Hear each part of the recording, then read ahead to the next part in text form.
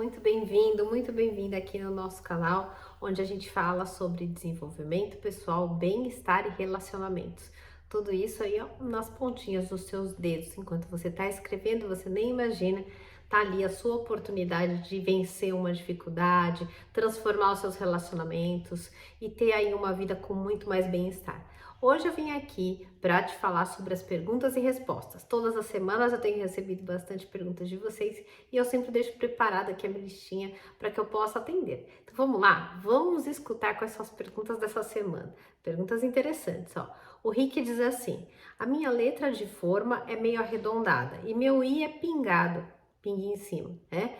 Acho que foi por isso que reprovei uma empresa. Muito legal, Rick, a sua colocação aqui, porque assim, quando a gente, só para vocês entenderem, né? Quando a gente fala sobre usar a grafologia, usar o trabalho através das letras para você recrutar e selecionar um candidato para colocar numa empresa, o que acontece? Muitas pessoas têm a impressão de que a letra dela tem um defeito e que foi esse defeito que fez com que ela não fosse aprovada para o cargo ou para a vaga que ela pretendia. O importante é que você entenda, Rick, é que quando a gente vai fazer um processo seletivo para uma empresa, existem questões referentes ao cargo, às atividades, às funções que vão ser necessárias. Isso não é igual para todas as empresas. Cada empresa tem sua política, seu clima organizacional, sua missão, seus valores. E isso faz, por exemplo, que vamos falar de um cenário que eu já trabalhei, em cenários de bancos, né? A gente tem o banco A, o banco B e o banco C. A mesma vaga, vamos supor, a mesma vaga na área de finanças e a vaga na área de finanças nos outros bancos, você acha que vai ser a mesmo tipo de seleção? Não, porque existem diversas referências, solicitações do cliente, né, no caso do banco, que são necessárias. Nem sempre o mesmo tipo de atividade executada em uma vai ser igual à outra. Sem contar, por exemplo, que tem empresas que são mais flexíveis, outras empresas têm uma política mais regrada, normas e regras condutuais. Então, imagina, por exemplo, vou dar uma ideia aqui, que você se candidatou para trabalhar nessa empresa que você falou, só que chegou lá e é muito importante para essa empresa que os colaboradores sigam as normas, as regras, os procedimentos e que essas regras sejam assim, se elas não forem seguidas, não dá para ter um colaborador na empresa. Então, aí você pega o Google, por exemplo, que também é uma empresa, né, que contrata bastante gente, só que lá a política deles é que você pode ser mais livre e eles esperam isso dos colaboradores, que os colaboradores tenham a liberdade para criar, para executar, para fornecer soluções. Então, mesmo que seja a mesma atividade, ainda que seja a mesma empresa, mesmo tipo de empresa ou negócio, cada construção, né, tem a sua, como um edifício, cada construção tem sua característica.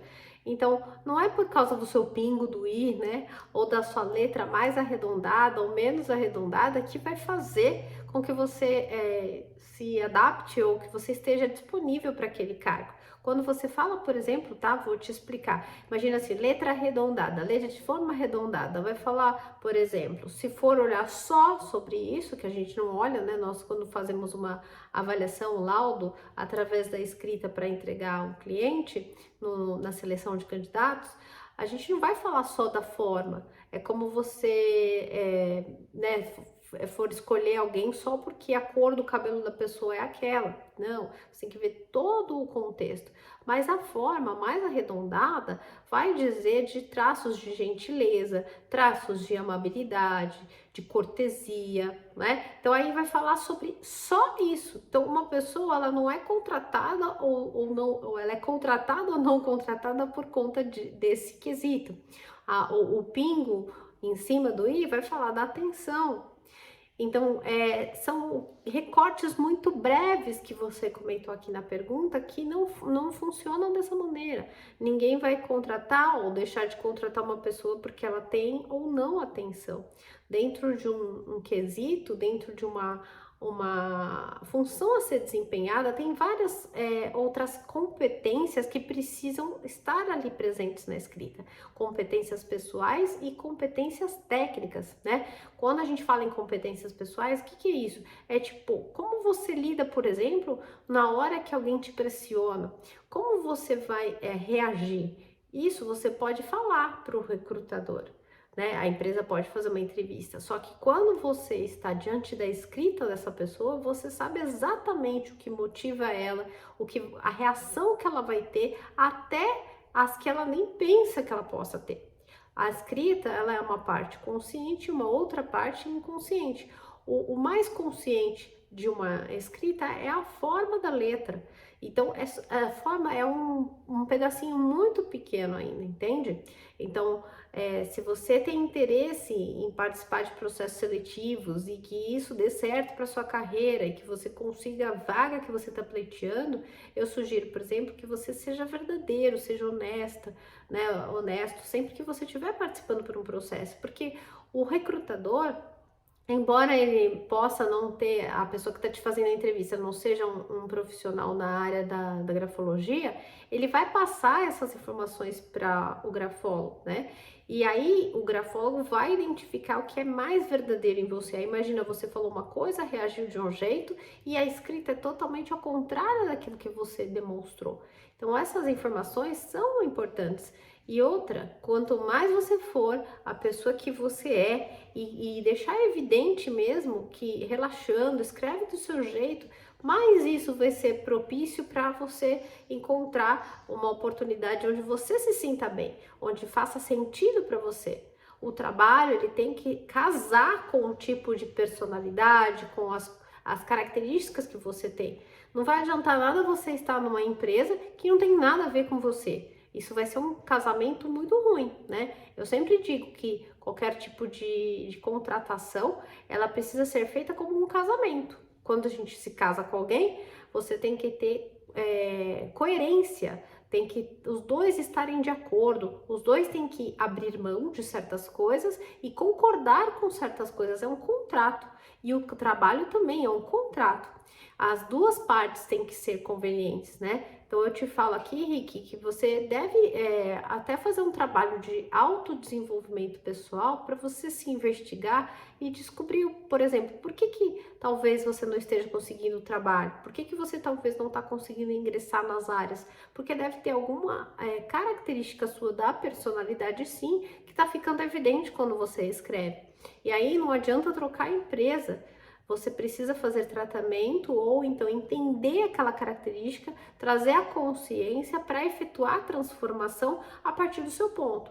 Por exemplo, imagina que eu possa ter uma característica de ser falar muito e eu tô sempre falando.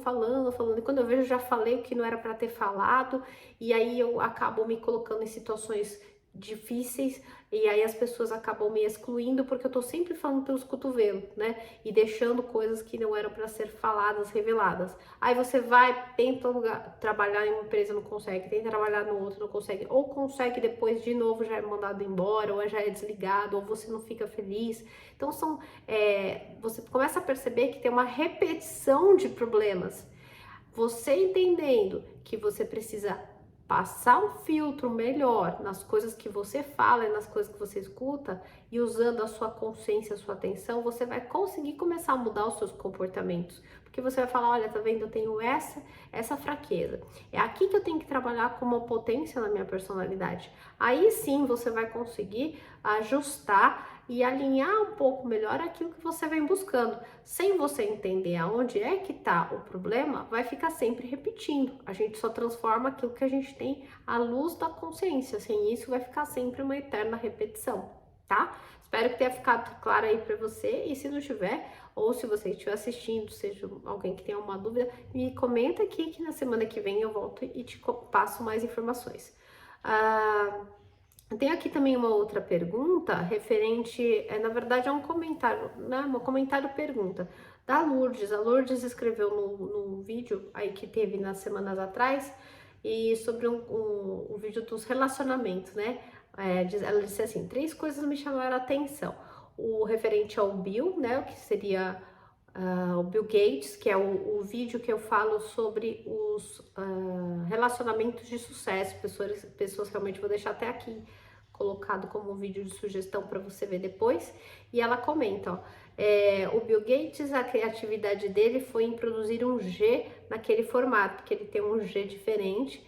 A segunda, que o Steve tem a letra alta e bem formada, e isso demonstra uma autoestima elevadíssima. E a terceira assinatura, que é do Mark Zuckerberg, o criador do Facebook, ela diz assim: me chamou a atenção no sobrenome a zona inferior ser inflada e parecer números. Estou certa? Sim, Lourdes, muito certa.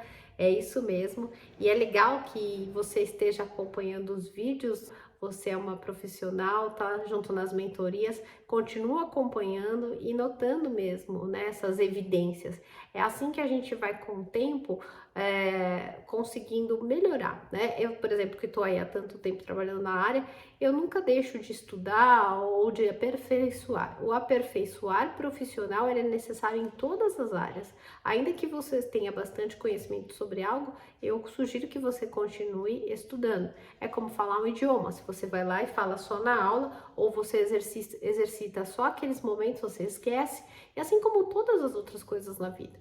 E é exatamente isso. Então, olha, se você gostou desse vídeo, você achou interessante, antes de terminar de assistir, clica aqui, se inscreve no canal, deixa a sua perguntinha. Na semana que vem eu volto para falar mais, todas as segundas-feiras, o nosso encontro marcadíssimo. E na sexta a gente tem um conteúdo maior, quase uma aula, mas um bate-papo muito suave, onde a gente vai falar sobre desenvolvimento pessoal, bem-estar e relacionamentos aqui na Grafologia do Método Radar. Se inscreve, compartilha com os colegas e vejo você na semana que vem. Até já!